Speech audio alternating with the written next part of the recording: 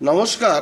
2026 সালের যে সমস্ত স্টুডেন্টরা মাধ্যমিক পরীক্ষায় পাশ করলে এবং উচ্চ মাধ্যমিক পাশ করলে তোমরা সকলে চিন্তিত ছিলে যে আমাদের পশ্চিমবঙ্গের সবচেয়ে জনপ্রিয় যে scholarship Swami Vivekananda merit scholarship সেটা থেকে আর টাকা পাওয়া যাবে কি না, না এটা বন্ধ হয়ে যাবে। তো তোমরা জানো যে আমাদের নতুন সরকারের যে মুখ্যমন্ত্রী মাননীয় শুভেন্দু অধিকারী উনি কিন্তু ঘোষণা করেছেন যে স্বামী বিবেকানন্দ মেরিট স্কলারশিপ যেটা রয়েছে সেটা কিন্তু থেকে যাবে, অর্থাৎ সেখান থেকে কিন্তু টাকা পাওয়া যাবে, কোনো টেনশনের কোনো কারণ নেই। তবে একটা ব্যাপারে তোমাদের নিউজটা দিই যে একদম সর্বপ্রথম যখন এই স্বামী বিবেকানন্দ মেরিট স্কলারশিপটি খোলা হয়েছিল তখন কিন্তু রেজাল্টের যে পার্সেন্টেজ 75% নাম্বার কিন্তু চেয়েছিল। তারপরে আবার কিছুদিন পর সেটা করা হলো 60%।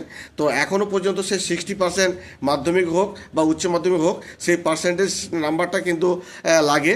কিন্তু এখন বর্তমানে নতুন সরকার আসার ফলে সেই নাম্বারটা কি পার্সেন্টেজটা কি নাম্বারটা কি বাড়বে না আর একটু কম হবে সেই নিয়ে কিন্তু আমরা এখনই কেউই কিন্তু নিশ্চিত নয়। তো 2-4 দিন গেলে পরে আমরা বুঝতে পারবো যে কত পার্সেন্টেজ এটা চাইছে।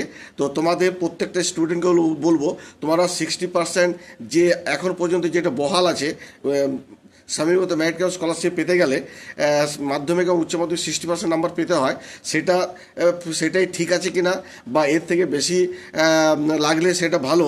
এটা যদি তোমাদের যে মতামত সেটা কিন্তু তোমাকে কমেন্ট সেকশানে অবশ্যই কমেন্ট করে জানাবে। যদিও এইটা এখন পর্যন্ত ঠিক করা হয়নি কত পার্সেন্টেজ লাগবে এই স্বামী বিবেকানন্দ মেরিট স্কলারশিপের থেকে টাকা পাওয়ার জন্য, সেটা কিন্তু এখন পর্যন্ত ঠিক করা হয়নি। তবে কিছুদিনের মধ্যে সেটা হয়তো হয়ে যাবে বা হয়তো 60% যেটা চাই মাধ্যমিক উচ্চ মাধ্যমিকের টোটাল এগ্রিগেট সেই নাম্বারটা হয়তো সেটাও থেকে যেতে পারে।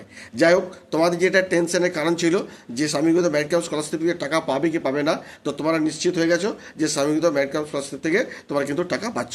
যাই হোক, এই ভিডিওটি যদি একটু হলেও যদি ভালো লেগে থাকে অবশ্যই কিন্তু ফলো এবং লাইক করে দিও। ধন্যবাদ।